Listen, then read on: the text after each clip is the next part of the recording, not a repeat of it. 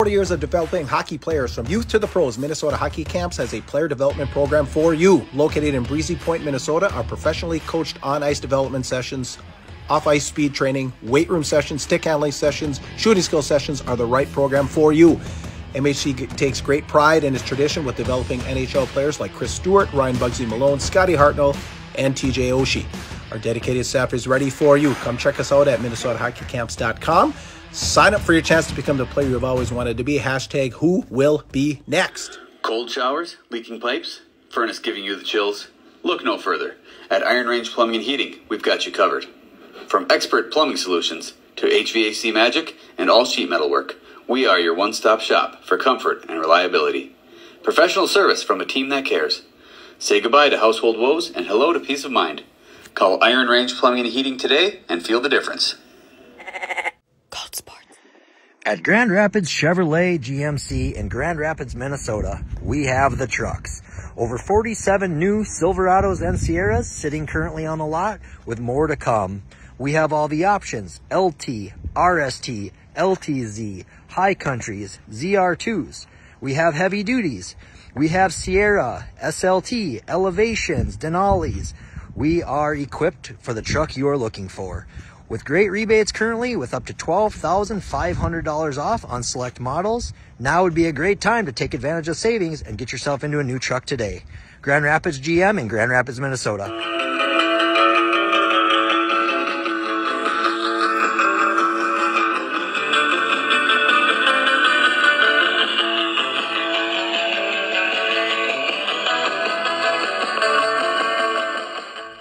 A little Rebel Rock there for you as we head into a loaded program here on the Tea with Ms McGill Show. Welcome.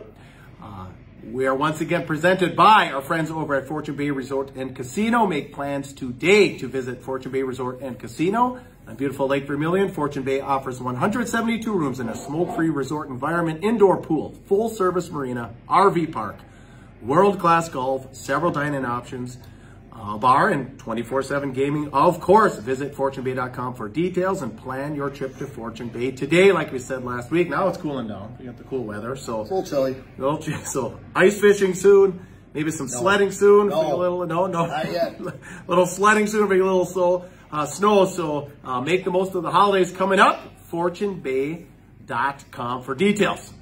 They can't get cold yet because the new addition over at Household Casa Larson now is not buttoned up yet. So once it's buttoned up, it can get cold as it wants. 100%. So Coach Larson, putting a nice big addition onto the house on the lake. So it's well, where are they at? Not enclosed? Well, it isn't enclosed yet. We got walls up and we got a floor in and a basement in, but we don't have the entire roof on yet. There's some trusses up today, as of today, but we gotta get those babies up and closed, get windows in and doors, and then start insulating and heat that baby up. Oh, 100%. They're gonna want to get the trusses up and for sure. Yeah, well, the workers are gonna want that real bad, but we're itching to get into our extra space. We're doubling our square footage, so we're happy. Awesome. Some more space to run. Yeah, there you go. All right.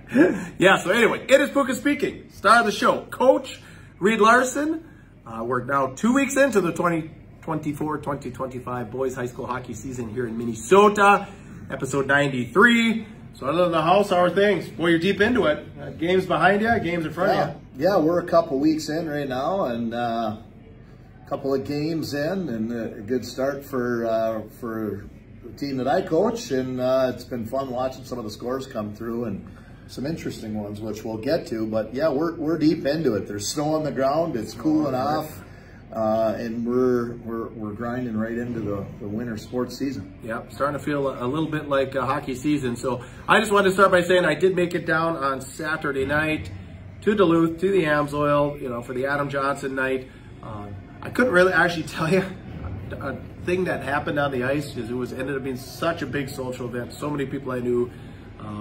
Really good showing, of course, the Haven community, Chisholm Haven community, because they had I think the mini mites played before the game. It was a 5 o'clock game, and that's, I think, why they did it. So mini mites were before, and then the mites were in between the first and second, and the squirts got their time between the second and third. So Not sure how all the auctions and stuff went, but a fun night. And, thanks to everyone that with the Bulldogs and of course the Johnson family and all the people that helped put that on. So I thought it was a really fun night, and like I said, I had just a great time. It was like a festival, a celebration of hockey. All right, subscribers, got a few new ones. I don't know. I know one of these people, but I don't know. So Jamie Fisher, Dustin James, Trevor Geyer, and Brandy Aritz or Aritz. I'm not exactly sure how to pronounce that, but be just like these fine folks. Subscribe today. Subscribing has always been free, and it will continue to always be free. And join America's fastest growing hockey podcast today. Okay, giddy up. Hit the like button, and we're going to get into our game of the week presented by the Ring Sports Bar and Grill, just off the U.S. Hockey Hall of Fame. We've got Black Friday coming up. So if you're doing your shopping over the Quad Cities, this is the place to go. Specials most nights of the week. Monday, burger night. Taco Tuesday. Wing Wednesday. The legendary all-you-can-eat fish fry on Fridays. And if you're looking for that prime rib there in the Quad Cities, Saturday night, that's the place to be. 248-8582, the ringsportsbarandgrill.com. Get a hold of Michelle and tell her the Tea with Ms. McGill show sent you. Okay, the game of the week is the Section 7A showdown that was held at the Memorial Arena in Hibbing last night. Your Chisholm Hibbing Blue Jackets, your Cloquet, Carleton, Esco. How many names do they have? Cloquet, Carleton, Esco. Carleton. Yeah, they've got even more. Allboard. I mean, if you start looking at one time they had St. Petersburg, Russia. Well, it shows up as CEC, so that's the way we're going to call it. Sorry if we left anybody out there, but that's a mouthful. Yeah, it is. 100%. So the Lumberjacks come up the Memorial Building, and we talked last week in our preseason show that both of us agreed that Chisholm, Hibbing, and Cloquet would probably be two of the four teams that we'll find on semifinal Saturday in the single A ranks there. Just a quick rundown. Penalty trouble for Cloquet Esco Carleton in the first period. They took 3 penalties. Hibbing goes into at the end of the first with a 4-1 lead. CEC does a goalie change coming into the second. They explode for 5 goals in the second. Hibbing does a goalie change about the middle of the second. Hibbing actually missed a penalty shot in that period. So we leave the second period to score 6-4. We get into the third. Hibbing actually has about 30 seconds-ish left on a power play. They score on that power play, 6-5. Hibbing starts really pouring it on, but they get a penalty a little bit late in the period. Cloquet scores on their power play. Face-off at center ice. Hibbing dumps the puck. Cloquet does a pretty easy breakout, go on a fast rush, score. It is now 8-5, and that's all she wrote. So an 8-5 win for Cloquet Esco Carleton on the road. Thoughts on that one? Yeah, I'm 100% not surprised, but shocked that it got to that kind of a score with these two teams. But I actually, as you're sitting here talking, I'm pulling up the scoring and how this took place, and I'm 150% on board with this idea. You just take a look at who scored the goals late in the game. Carson Young from Gentilini, right? Grady Knutson from Gentilini and Bobby Thornton, right? Grady Knutson, Yeah. Bobby Thornton, Gentilini. I mean, these are the guys. That's the line. That's the line. Right. So if you're going to be the man or the line, then you need to show up in a big game. And hats off and credit to Cloquet Esco Carleton and getting the top guys to be the top guys that night. This is the coach in me, so bear with me when I get a little harsh. That if you are a Chisholm Hibbing fan, I'm gonna get a lot of crap for that. If you're a Hibbing fan, you or a player, you want to hear it from this perspective. You got to be disgusted with allowing the game to be one where the score gets to 8 goals. I mean, something went seriously wrong. So I'm sure that whatever hair Jammer had left on the top of his head has been ripped out. I'm sure he was pulling his teeth out trying to figure out what is going on. I wasn't at the game. Obviously, we had a game here, so I didn't get a chance to see it. But that, if you're a Hibbing fan and you're a hockey person, you're thinking this is a group of guys that's used to winning. And it sounded like if something went wrong in that third period, if something was going to go wrong, everything went wrong. Yeah. So at any rate, I mean, that it's got to be better from a Hibbing team than an 8-5 loss when you are up at home. When you're up 4-1 after the first period. I mean, did people go into coast mode? Did I wasn't there, so this is just speculation from a hockey guy and a coach. Did people get, selfish? Did it turn into point night for people? I'll tell you what, when you start thinking about those types of things in a game where it's 4-1 after the first period, and you start thinking I'm going to get mine, or it's point night, that's the type of stuff that happens. Is a gritty team that's coached by Coach Shea Walters is going to actually wear you down, get in your head, and then they're good enough up front with their top 3 guys and a high-end defenseman on the back end with Young, where they're going to bury you if you're not playing as a solid unit. Sure. So, like I said, I wasn't there, and this is just the coach in me, but I look at the score and I think, wow, Hibbing fans, parents, coaches are likely disgusted this morning after that loss. And not that they lost, but that they lost that way. Yeah, in that fashion. Sure. Yeah. 100%. Yeah. I think that's because all credit to Cloquet. Cloquet is a good team, and they're going to be in the top 3 teams of that section. There's no question about it. It's just, are they going to be 1, 2, or 3? Yeah. Right now, as far as my mind is concerned, they're number 2. Now they just knocked off the team I thought was number 2. Yeah. Hermantown's still number 1 in my mind. Well, and I mean, number 8 coming into the week in the hockey up pool. So yeah, and so they're was what, rated 5? 4. Yeah. So I mean, and of course Hermantown in there too. So going to be a tight battle here in the section with all of your coaching. So one thing that surprised me: goalie changes on both sides. How often have you seen that, or ever? Yeah, you know what? That's a good move by probably both coaches. I mean, it sounded like Coach Walters made that move early in the game, right? Boom, 4 goals are scored on you. Yeah, when did he after the first is what I mean. That's a good move. It's one of those things where, like, what? That's unacceptable. There's 4 that went in the back of the net. I don't know. They're probably not all your fault. Obviously, there's 5 other guys out there, but this is what's going to spark our team and maybe wake up our top line or wake up our go-to guys, and it obviously woke them up. Yep. So... well, I don't think I've ever seen it like that before, but at any rate, Hibbing, that was a struggle. They did, me going back, because I spent a lot of time kind of being a little hard on them, I'm going to go back and say this, that they actually had a pretty big weekend down in the cities, knocking off Montemedi, what was it, on Saturday? Yeah. That's a big win.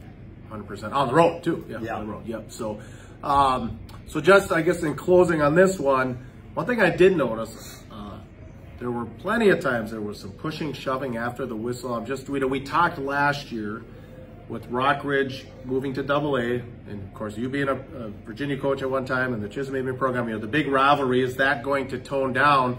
Last year it certainly didn't, and we'll talk about that when they play again. I think it's in February, but could this be the start of something a little bit new as far as a rivalry? Because there was plenty of chance. As a matter of fact, right at the end of the first, I mean, the Hibbing kid lost his helmet. There was plenty of pushing and shoving going on. So it'll be interesting to see over the years here if that develops into anything. Yeah, I mean, that's going to be a rivalry between these teams, because it's going to come down to these 2 teams, or these 3 teams, if you want to throw Hermantown in that mix too, for a long time. Over the course of the next 4 years, it's going to come down to these 3 teams who's going to be the team to represent Section 7A. So it's going to come down to a little bit of hatred between these teams. Well, seemed like there was plenty last night. But I'll tell you what, that's one of the things that you're going to see, and I know how both of these coaches coach. I know how Jammer coaches. I know how Shea coaches. The teams that play for Shea Walters are gritty. And the expectation is you are going to finish checks. You are going to block shots. You're going to get in their head. You're going to, whatever it takes, even if it's little piddly things after the whistle. Whatever it takes to get the skill guys off their game, that's what it takes. And that's the way he coaches, and I got respect for it because I kind of played that way. Yeah. I love it. Well, and it worked, and some of the people I talked to said Cloquet came out Hagen. They were bigger, and they were definitely They're heavy. physical. Yeah. So, Yeah. heavy. There you go. Played heavy. All right, let's bring her west, right here to Grand Rapids. Yanmar Arena, Friday night. I was able to get here to enjoy the game. A home opener. Forest Lake came to town, and a battle, I mean, to say the least. Yeah, I mean, it was a pretty good little battle in that game. You know, the first game jitters out of the way for both teams, right? It was a Friday night game, and it was the first of two for Forest Lake. They went over to Rockridge the next night. But they started off here at Yanmar, and it was a home opener, a season opener for the Thunderhawks. Carter Casey had the start in the nets. It was a decent start, but sloppy. It just kind of, you know, you don't have everything dialed in as a team after a week, basically a week and a half or 2 weeks of practice. Yeah, sure. You know, you get one weekend of scrimmages where you can try to tie things together. And the scrimmage that was here that first weekend was against Hibbing. But then you get another week and a game on that Friday, the day after the opening night, where you can actually start playing, which was Thursday. You're not ready for everything. You haven't touched on every facet of the game yet. There was just a lot of shaking off the summer rust and shaking off the bad habits that you picked up playing your fall hockey league stuff, getting rid of some of that stuff and actually getting back to playing the way or to the expectations of Grant Clafton, right? I mean, and there's a high level of expectations in this program of how you play, and the way you play, you do it his way or you don't play. Yeah. So it was sloppy, but you're always going to celebrate a win, especially the first game of the year, especially an opponent. And credit to Forest Lake. They came up here. That's a long ride. They get bus legs. They come up and they play in a building that is tough to play in. I mean, there was a lot of people here. It wasn't as full here on Friday night as it was last night. Last night was packed in here. So you're coming into a hostile environment, and you're expected to play against the defending Section 7 AA champs, and they came out hard. They were okay at times. They had some pretty good players. This Maverick McKinnon is a stud. He's an 8th grader. 8th grader. He scored the first goal of the game for them and made some plays. He's actually, I think he's got 6 points in 3 games right now. They had a win last night against Denfeld. And he scored a couple of points in that game too. He's a stud. Yeah, he is. So keep your eyes out for that name, Maverick McKinnon. He is a pretty good player. 8th grader. You don't see that very often, where a kid gets pulled up on Bantams. And we're looking at the flow chart or the game sheet of the lineup going, okay, well, at least you pull an 8th grader up to play high school. At least if you're going to pull him out of Bantams, he better play in your top 6. Yeah. Right? If he doesn't, okay, he should be playing Bantams, and he's playing the power play and the penalty kill. He's got a leadership role. Well, he comes out here and he's one of the best players on the ice. Yeah. I mean, he was pretty good. So, like, keep your eyes on that. I mean, it was, like I said, it was sloppy in that game, but at the end of the day, when you come out of it with a win, it's better than a sharp stick in the eye, right? Especially when you play as sloppy as you did, and after you end up watching the film on it, you realize, you know, most of the time when you watch the film, you sit on the bench and you coach it, and you go, okay, that was sloppy. And then you go back and you watch the film and you say, okay, after watching the film, it's not that bad. You know, it wasn't as sloppy as it looked from the bench. This time, it was actually worse when you watched it. Oh, yeah, because you picked up so many things behind the play and so many things that were going on. So the good film session, right? Sure. And that's kind of my role as the coach here, is I take care of all the film stuff and make sure that things are broken down so that Grant can get a good look at that stuff. And we spent a lot of time doing that stuff, and a lot of good improvement moving into the next couple of games, and especially coming into a rivalry game here, which we'll touch on here in a second. But like I said, all things happen in that game. Not a great performance, and when it's not a great performance and you still get the win, that's at least a highlight. Yeah, oh yeah. Yep. Got the W. Bottom line is got the W. All right, yeah, let's slide into last night. So yeah, the Duluth East Greyhounds, again, conversation last week's episode, we were both pretty much in tune that we think East and Rapids are going to be in that top 4 in Section 7 AA.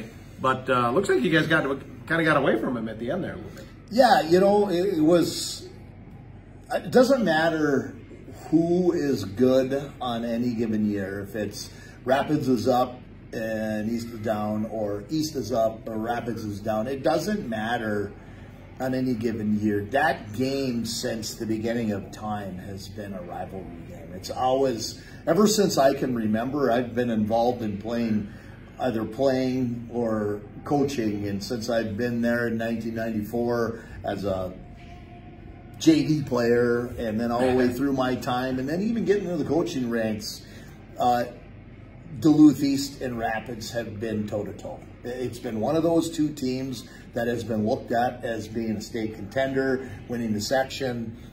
So every time these two teams play, it doesn't matter whose year it is, quote unquote, there's always a battle.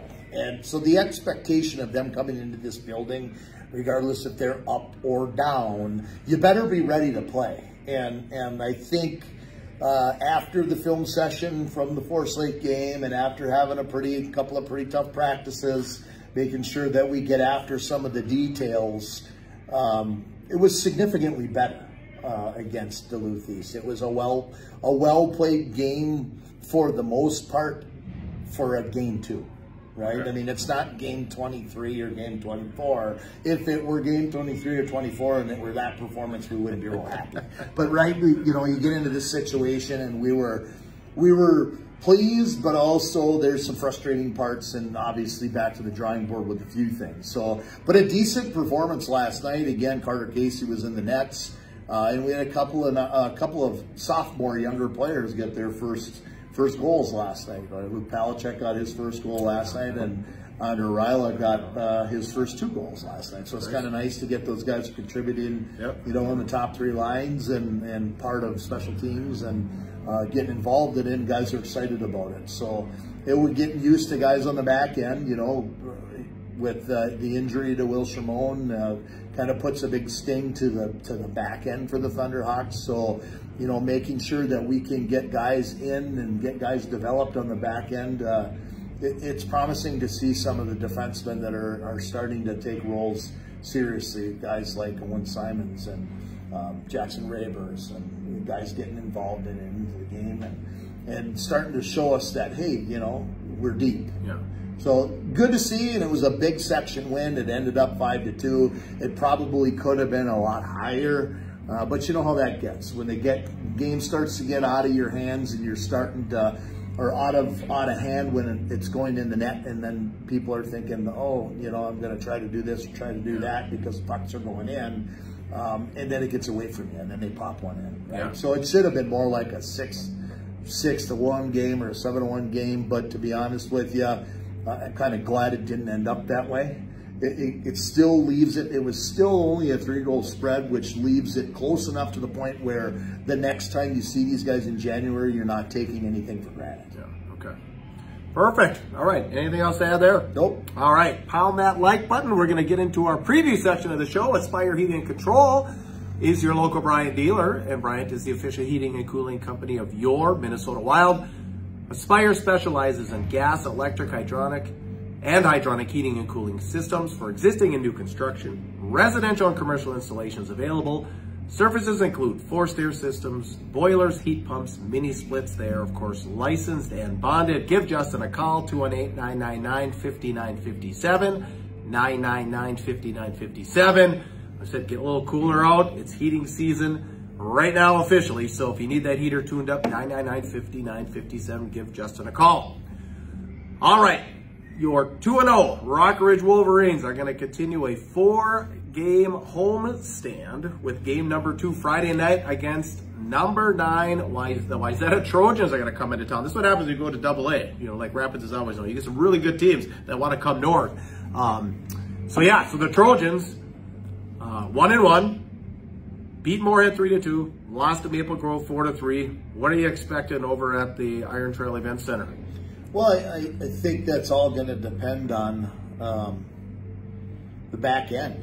for Rockridge. They've got some guys up front that can play and that can fly. They've got, you know, they got Cass Carlson, they got Grady DeBerrio. They got guys that can move and put the puck in the net. I think in the first 2 games of the season, DeBerrio had like 5 goals. Yeah, okay. It's not surprising. Carlson's got 2 or 3 already, and I mean they're pumping points in the first 2 games, which they had a couple of pretty good competition that they played. But when you start seeing high-end state-ranked AA teams, what kind of work has newly named head coach Matt Niskanen been able to do on the back end? Have they been able to take care of a defensive core to be able to defend high-end, deep teams like YZ? I mean, you're not talking about teams that you play that only have, you know, one line that are scoring goals. You talk about teams where here's the 1-2 punch. You got a first line that's got, you know, 1 or 2 Division I potentials on it, and the second line that's got younger guys on it that are going to be Division I commits in a couple of years, and they're deep, right? And they've got a back end that's got 4 or 5 guys where, you know, you play in a smaller community, you maybe only have 1 or 2 defensemen that are at that level. Maybe. So the question mark is they've got the scoring power. Do they have the back end? And the other question mark is how well is it going between the pipes? Yeah. You know, they lost a pretty good goalie last year. So this is, again, the proof will be in the pudding. You know, good for you that, glad that the schedule has started to increase to the point where now we're playing with the big boys, and that's going to make the program better. And we've said this all summer since Coach Niskanen got the job, that there's an X factor that Rockridge has that many teams don't have in the state of Minnesota. And a lot of people can say and can critique this if they want to. There's a difference. If somebody, well, you know, just because they played in the NHL doesn't mean that they can coach. Oh, you're right. But there's a significant amount of knowledge that somebody has to the game when they played as many games in the NHL as he did. I mean, you're not talking about he just played a couple of games in the NHL or played 1 or 2 years and then spent time in the farm leagues. The guy played a number of years in the NHL and won the Stanley Cup. So he knows what he's doing. It's a matter of, okay, where's the level of teaching and how well are we doing there? And the back end is likely going to be the biggest challenge. So good for them. Like I said, good that they got that on their schedule, and let's see how you fare against the big boys. And you will see YZ in February. Yes, you guys still have the schedule, right? We make the trip down there. Yeah, because I remember being here last year. All right. Good luck, Wolverines. Grand Rapids Thunderhawks. It's the well, like you said, it's one of the most beautiful sights you've ever seen. You know, as you guys head to Moorhead, there's gonna be a lot of orange. So it says repeat of the 17 game here when they had the Festival of Orange. I think I repeated this last year. My son was a square day then. 10 in the morning, square days, play Moorhead square days. Like 11 in the morning, the Pee-wees all play. Noon or whatever, the Bantams. I think someone even played on the back rink, and of course the other rink. Then the JV game goes, then the varsity game. Then the Squirts play again. Pee-wee AA play again. And the Bantam AA's play again. It's on a Saturday, right? So a Festival of Orange. I've never been to a place with so much orange at the Rapids and Spuds. But anyway, you guys heading west to Spudville.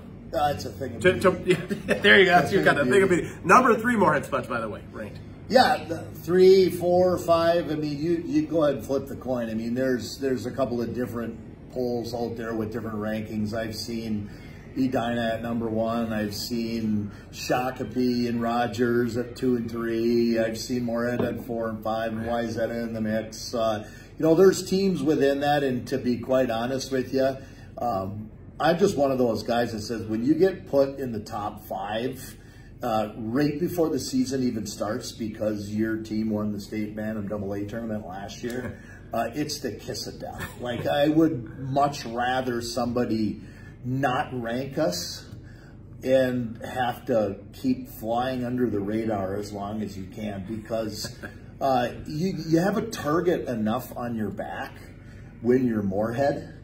It doesn't help when you get just because you're Moorhead, you get the target, but then you win the state band and AA tournament last year, and then you just got put in preseason rankings after one game as a rated team in the state.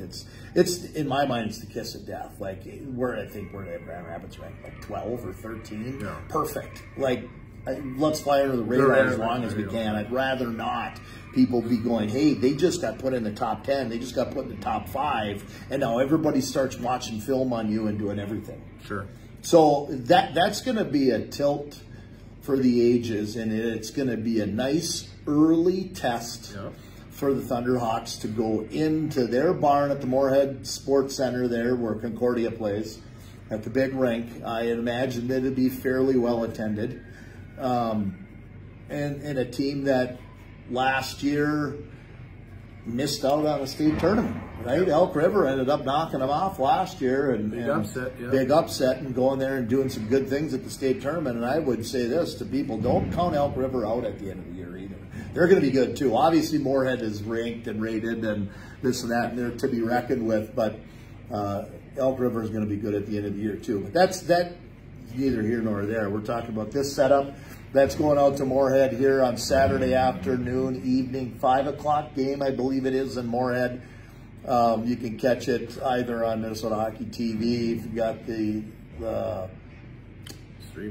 stream app to do that. It's video, or you got Live Barn, be able to dig into that stuff. But that's going to be a heck of a game to watch. And I think, again, the first real big high-end top 5 team test for the Thunderhawks, and we'll see what we're made of. Yeah, it's going to be fun. It's going to be one of those eye-openers. Like we are over the course of practices today, tomorrow on Thanksgiving, and Friday the day after, preparing for, hey, this isn't just, you know, happy Thanksgiving, but we're not just going to take a couple days off and say, hey, see you on Friday or Saturday. Like, we got work to do. Stay dialed. Stay dialed in, because this is going to be your first test. Absolutely. All right, speaking of tests and rated teams, number 4 Chisholm Hibbing going to play host to a couple of ranked teams this weekend. Tomorrow, now this game is on the schedule at 7 o'clock. My understanding is changed to 4 o'clock. Hibbing Memorial Arena. Number 1 single A St. Cloud Cathedral comes to town, again, 4 o'clock. And then on Saturday, and you're speaking of teams that haven't even played yet that are ranked, AA number 2 Cretin-Durham Hall, 2 p.m. matinee at the Hibbing Memorial Building. So again, kind of got their work cut out for them. They start with Matamidi. They had a tough match last night with Cloquet, and now they're really getting thrown to the wolves. I mean, at home, but number 1 in single A, and then, like I said, preseason, so to speak, because Cretin hasn't played yet, but number 2 in AA. Yeah, Cretin's going to be loaded, and we saw Cretin last year in the 3rd place game and ended up getting beat up on. You get into that 3rd place game, and sometimes it's not all you expected it to be that night for you. And but Cretin was loaded last year. They were young, and a lot of the guys back from last year's team, they're rated in the top 5 for a reason. Again, it's hard to say. You're throwing out a number 2 rating. I'm not sure. You get different polls and different opinions of different people. So I look at a couple of different. They're in the top 5, and you know, flip a coin with them or Moorhead or them and Rogers. You know, obviously the team to beat was Edina there, and that ended up happening. Moorhead knocked them off, what was it, Saturday? So, yeah, and they got knocked down a little bit. Cake eaters are eating their cake off the floor right now and trying to figure that out. No pumpkin pie for the cake eaters on Thanksgiving. No, they're not. They're not laughing today. They probably had an interesting practice the last couple days here. So, but yeah, should be fun. Yeah, so a big one. So plenty of hockey. Like I said, unfortunately the Thunderhawks are on the road, but Rock Ridge, Chisholm Hibbing, if you want to catch some good high school hockey action, you know where to be. All right, let's go through some scores and more. Iron Range Apparel, new location in the Super 1 on Highway 53, right there in Virginia. Black Friday. Tomorrow's Thanksgiving. Gobble, gobble. Black Friday, of course, Friday. Small Business Saturday on Saturday. So go check out the deals. Gift Buyer's Paradise. Find a gift for anybody and everybody at Iron Range Apparel. And of course, the ODR line. Like I said, we love the caps. We love the winter caps. So, like I said, in the Super 1 building, as a matter of fact, that's under construction. So you got to kind of go through the main entrance of Super 1, but then you can go through the inside entrance. But Iron Range Apparel is right there, right along the highway. And like I said, get out there and catch their Black Friday deals. All right, Bemidji took the 6-5 to the Academy of Holy Angels. Warroad with a 2-2 tie against #1 St. Cloud Cathedral. Roseau 7-1 winners over Thief River Falls. That one surprised me a little bit. I mean, that's kind of a big win. I mean, Thief River is usually pretty tough, but I don't know if things got away there. Denfeld dropped by Forest Lake 8-2. You referred to that a little bit more. The Greenway Raiders with a 3-0 win over Moose Lake Willow River. Proctor routed Beck 6-3. North Shore downed by Superior 6-1. Brainerd nipped by Alex 3-1. Duluth Marshall beat up on Breck also 5-2. Tough weekend for Breck coming up to the Twin Ports. And of course, our first Walleye Scott CFP Edina Hornets update, as Reed alluded to, Moorhead Spuds trounced the Edina Hornets 4-1.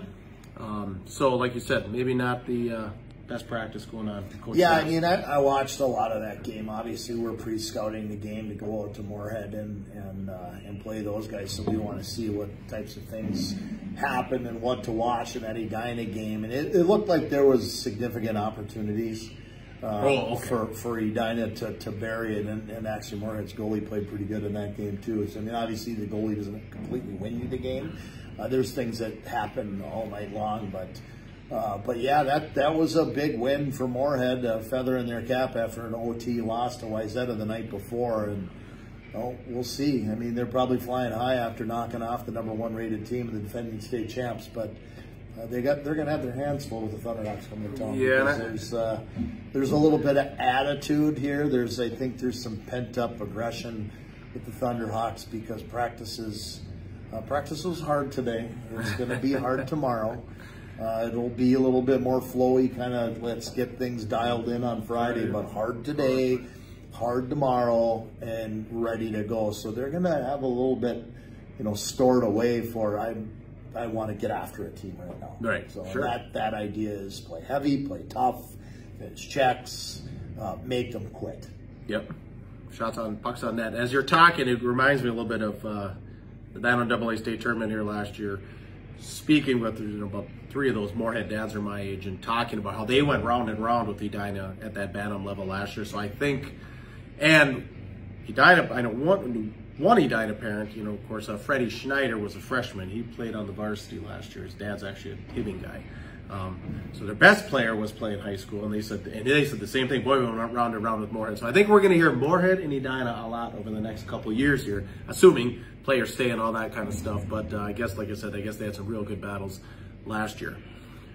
All right, so just quick congrats to Coach Niskin on his first win as head coach of Rock Ridge. Congratulations to Coach Jamnick on his first win with the Hibbing Blue Jackets. And Justin Kerr, I see a little commit change. Do you know anything about that? Yeah, I had heard just kind of through the grapevine that Bowling Green was going to be kind of I'm not really sure I want to go there. I'm not sure what happened in that scenario. That happens quite often where someone makes a verbal commitment. You don't always hear the recommit, but this time you did. Good for JJ. Make the decisions to go to UMass, and that's a good pick, man. That's a team that is in the Frozen Four every other year. They've been in it, won a few years back or whatever it was, and Cale McCarr. Yeah, just good program, good team, and good for JJ.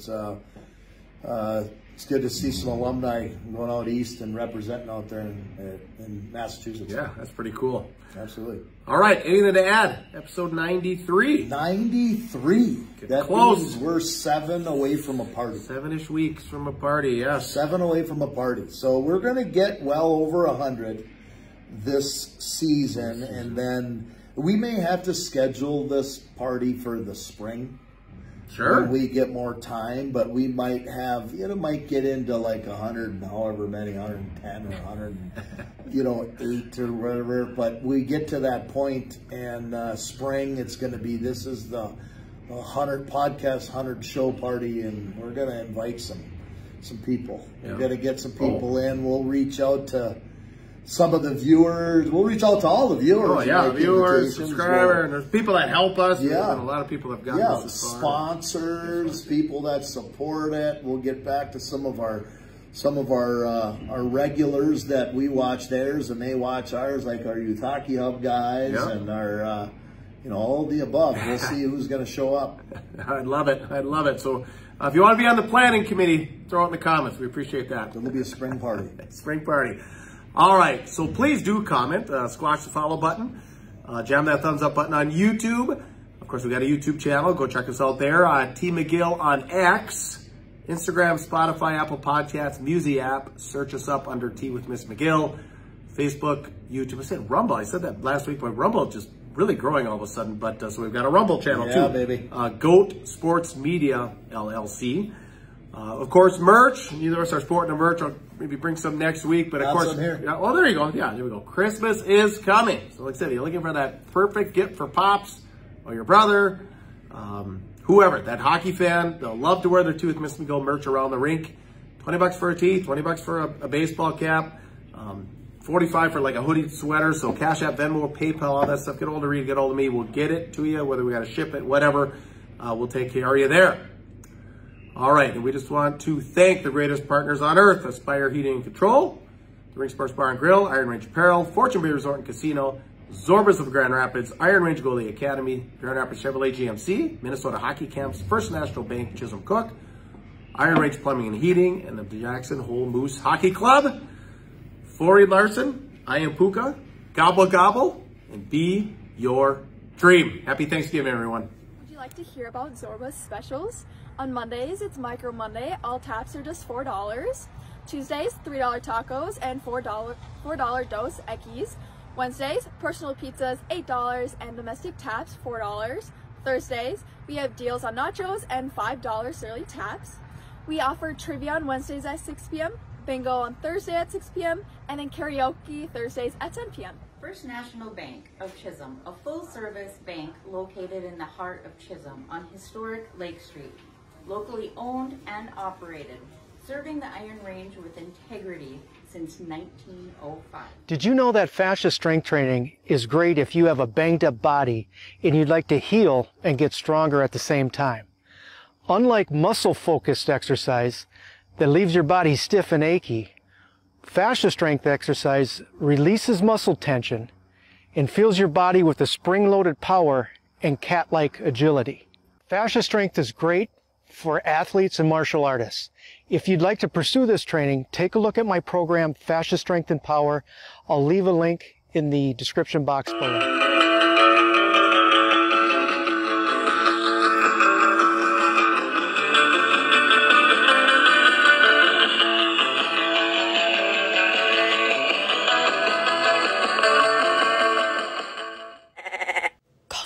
Yo everybody, it is Puka. Quick merch drop here. As always, a little breezy here. We've got the t-shirts, but now visors, 20 bucks.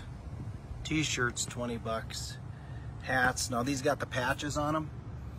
So let us know also if you'd like to see something different, but Goatsportsmediallc at gmail.com, or you instant message. We can do, you know, PayPal, Venmo, Cash App, all that good stuff.